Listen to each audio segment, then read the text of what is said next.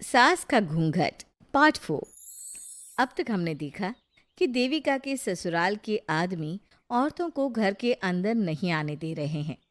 देविका उन्हें पुलिस में जाने की धमकी देती है, जिससे पूरे गांव में अफरा तफरी मच जाती है। तभी गांव का एक आदमी सरपंच को बुलाकर ले आता है।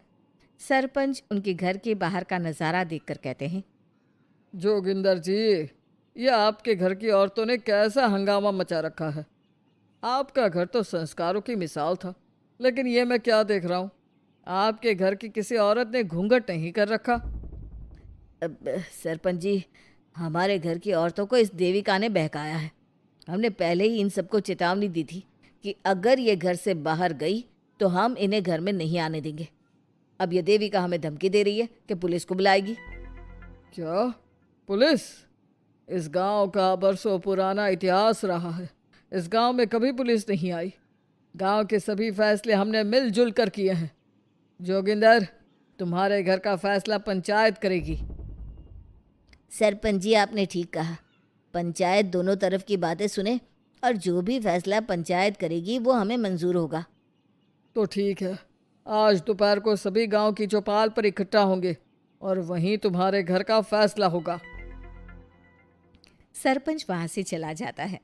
घर के आदमी घर के अंदर जाकर दरवाज़ा बंद कर लेते हैं और घर की औरतें वहीं घर के बाहर पेड़ के नीचे बैठ जाती हैं। तभी विमला कहती है, देविका बहू, तुम्हें भूख लगी होगी ना? नहीं माँ जी, मुझे भूख नहीं लगी, मैं ठीक हूँ। बहू, तेरा बच्चा छोटा है अभी, तुझे भूखा नहीं रहना चाहिए। वीना, सुजाता, जाओ पास में जो पंडित जी का बाग है ना, वहाँ से कुछ फल तोड़ लाओ। वीना और सुजाता पास के बगीचे से खूब सारे फल तोड़ कर ले आती हैं। सभी औरतें फल खाती हैं। तभी देविका कहती है, आप सब घर से बाहर निकली, घूंघट उतार दिया तो इन मर्दों की इज्जत चलेगी, लेकिन हम सब घर के बाहर भूखे प्यासे बैठे हैं। इस बात पर इन अहंकारी मर्दों को शर्म क्यों नहीं आ रही? हाँ देविका, तुम ठीक कह रही हो। अगर हम मर भी जाए ना, तब भी इन मर्दों के लिए इनके बनाए गए नियम कानून ही अहम रहेंगे, हम नहीं। सुजाता भाभी, मुझे तो सबसे ज़्यादा सचिन पर गुस्सा आ रहा है। उसने मुझसे लव मैरिज की थी, क्या क्या वादे किए थे कि मेरा साथ कभी नहीं छोड़ेगा, और आज उसने मेरा साथ छोड़ दिया। अपने बच्चे को एक बार भी नहीं देखा उसने। टीवी का वो शुरू से ही ना डरपोक रहा है, लेकिन इन सारी बातों को छोड़ो। मुझे तो इस बात की चिंता हो रही है कि पंचायत में न जाने क्या फैसला होगा। पता नहीं वो इंसाफ करेंगे भी या नहीं। वीना दीदी, आपको अभी भी पंचायत से इंसाफ मिलने की उम्मीद है? अगर इस गांव की पंचायत में सच में इंसाफ करने की भावना होती तो सरपंच जी अभी हमें घर के अंदर जाने देते। देखा नहीं कितना जहर उगल कर गए हैं हमारे खिलाफ। तो बहू, अब हम क्या करेंगे? पंचायत तो हमारे खिलाफ ही फैसला सुनाएगी। पहले तो हम अपनी सारी बातें रखेंगे। अगर ये लोग नहीं माने तो आपको वही करना होगा जो मैं कहूँगी। लेकिन एक बात आप याद रखना, किसी भी सूरत में हम झुकेंगे नहीं, क्योंकि हम सही हैं। देविका सभी औरतों को समझा रही थी। तभी वहाँ एक गांव वाला आता है। आप सभी को पंचायत में बुलाया है। उस गांव वाले की बात सुनकर सभी औरतें पंचायत में पहुंचती हैं। वो देखती हैं कि उस पंचायत में सारा गांव इकट्ठा हो गया है। बहुत सारी औरतें लंबे लंबे घूंघट करके वहां आई हुई हैं।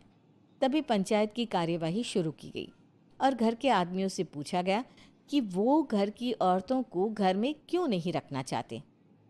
हमारे घर की औरतें ना तो घूंघट उतारती है और ना ही किसी डॉक्टर से इलाज करवाती है, और हमारे मना करने के बाद भी इन सब ने घर से बाहर कदम रखा, हमसे ऊंची आवाज़ में बात की। हमने इन सबको चेतावनी भी दी, लेकिन इन्होंने हमारी बात नहीं सुनी। अब ये सभी औरतें हमारे घर में नहीं रह सकती। अब औरतें अपना पक्ष रखें। ये कानून की किस किताब में लिखा है कि औरतों को घूंघट करना चाहिए? और अगर मेरे ससुराल की औरतें मुझे डॉक्टर के पास ना लेकर जाती तो ना मेरा बच्चा जिंदा बचता और ना ही मैं। लेकिन दाई अम्मा से हम इलाज करवा रहे थे ना। दाई अम्मा को कुछ समझ में नहीं आ रहा था। देविका का इलाज दाई अम्मा के बस की बात नहीं थी। काफ़ी देर तक दोनों पक्षों में बहस चलती रही। दोनों एक दूसरे पर आरोप प्रत्यारोप लगाते रहे, लेकिन दोनों पक्षों की बात सुनने के बाद पंचायत ने जो फैसला लिया उसके लिए तो देविका पहले से ही तैयार थी। दोनों पक्षों की बात सुनने के बाद पंचायत ने यह फैसला किया है कि सारी गलती महिलाओं की है। अगर वो अपने अपने पतियों से माफ़ी मांग लेती है और वादा करती है कि भविष्य में कभी ऐसी गलती नहीं दोहराएंगी, तो वो घर के अंदर प्रवेश कर सकती हैं। हमें पंचायत का फैसला मंजूर नहीं है। हमने कोई गलती नहीं की जो हम माफ़ी मांगे। और किस बात का वादा करें हम? हमने देविका की जान बचाई है, तो आप हमसे भविष्य में किसी की जान न बचाने का वादा ले रहे हैं क्या? अगर तुम्हें पंचायत का फैसला मंजूर नहीं है तो तुम सबको घर में नहीं, पुरानी हवेली में रहना होगा, जो अब खंडहर बन चुकी है। यह खंडहर तुम्हारे घर के सामने ही है। सरपंच जी, आपका फैसला सही नहीं है। एक बार और सोच लीजिए इस फैसले के बारे में। ओ शहर की छोरी, 4 किताबें क्या पढ़ ली, हमें सही गलत का पाठ पढ़ाएगी? तुझे पता नहीं कि पंचायत का फैसला यहाँ सदियों से चलता आया है और लोग उसी को मानते आए हैं। अच्छी तरह जानती हूँ सरपंच जी। अगर मैं चाहूँ तो आपके इस फैसले को कोर्ट की चौखट तक ले जा सकती हूँ। पुलिस को बुलाकर अभी घर के अंदर जा सकती हूँ।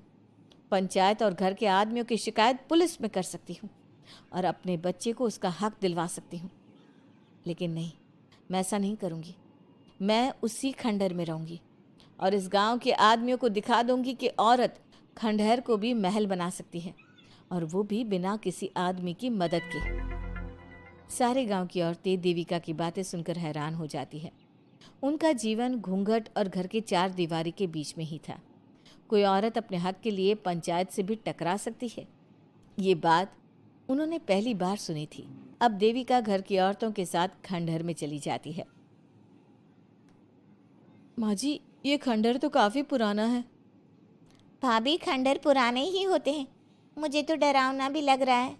मैं डर की वजह से कभी इस खंडहर के आसपास भी नहीं आई, लेकिन मुझे क्या पता था कि एक दिन इसी में रहना पड़ेगा। ये तो टूटा फूटा भी पड़ा है। माँ जी, एक काम करते हैं, ये खंडहर तो काफ़ी बड़ा है, इसलिए एक हिस्से की साफ सफाई करके उसे ही रहने लायक बना देते हैं। बाद में धीरे धीरे पूरा खंडहर ठीक कर लेंगे। हाँ बहू, तुम ठीक कह रही हो। विमला भाभी और मैं इस खंडहर के टूटे हुए हिस्सों पर मिट्टी और ईंटें लगा देते हैं। सुजाता और वीना, तुम साफ सफाई कर लो। सभी औरतें मिलकर खंडहर के एक हिस्से को सुधारना शुरू कर देती है और काफ़ी देर तक मेहनत करने के बाद वो उस हिस्से को काफ़ी हद तक अच्छा कर लेती हैं। और इसी तरह रात हो जाती है। सभी औरतें बैठकर बात करती है। माँ, हमने इस खंडहर को घर तो बना दिया है, लेकिन ये घर चलेगा कैसे? हाँ माँ जी, मैं भी यही सोच रही हूँ। और हम सब तो बड़े हैं, गर्मी सर्दी भूख कुछ भी आसानी से बर्दाश्त कर सकते हैं, लेकिन देविका का बेटा बहुत छोटा है, उसे तो हमें अच्छी तरह से पालना होगा ना। मैं भी यही सोच रही हूँ कि आगे हमें क्या करना चाहिए। कम्मू और मैं मिलकर मिट्टी का चूल्हा और मिट्टी के बर्तन बना देते हैं। कुछ दिन के लिए खाने का इंतज़ाम भी हो जाएगा, क्योंकि यहाँ पर खेत और बाग बगीचे आसपास ही है, कहीं से कुछ भी ले सकते हैं। पहले आप मुझे ये बताइए कि आप सब लोगों को आता क्या है? मतलब कोई ऐसा काम जिसका आपको शौक हो, जो आपने बचपन से किया हो। बहू, तेरे दिमाग में चल क्या रहा है? माँ जी, बहुत कुछ चल रहा है। बस अब हमारा सारा ध्यान इस बात पर होना चाहिए कि हम अपने लिए अच्छे से अच्छा क्या काम कर सकते हैं। आप सब हिम्मत से और समझदारी से काम लो, फिर देखना हम इस खंडहर को भी महल बना देंगे। इसके लिए सबसे पहले हमें आत्मनिर्भर बनना होगा। देविका सभी को समझा रही थी, तभी उसका बेटा रोने लगा। उसने अपने बेटे को गोद में उठाया और उसे चुप कराने लगी। अब देविका के सामने सबसे बड़ी चुनौती थी कि वो किस तरह से ससुराल की औरतों को आत्मनिर्भर बनाए और किस तरह से अपना घर चलाए। हमारे प्यारे दर्शकों, अब आप बताइए, देविका और घर की सभी औरतों ने अपने पतियों से माफ़ी ना मांगकर सही किया या गलत? क्या उनका खंडहर में रहने का फैसला सही था? अब देविका को क्या कदम उठाना चाहिए, हमें कमेंट में ज़रूर बताना। हमारी कहानी को लाइक, शेयर और चैनल को सब्सक्राइब करना मत भूलना। उम्मीद है कि आपको हमारी ये कहानी पसंद आई होगी। कृपया हमारे चैनल को सब्सक्राइब करें और सभी अपडेट्स के लिए बेल आइकन जरूर क्लिक करें। और हाँ, वीडियो लाइक और शेयर करना मत भूलिएगा।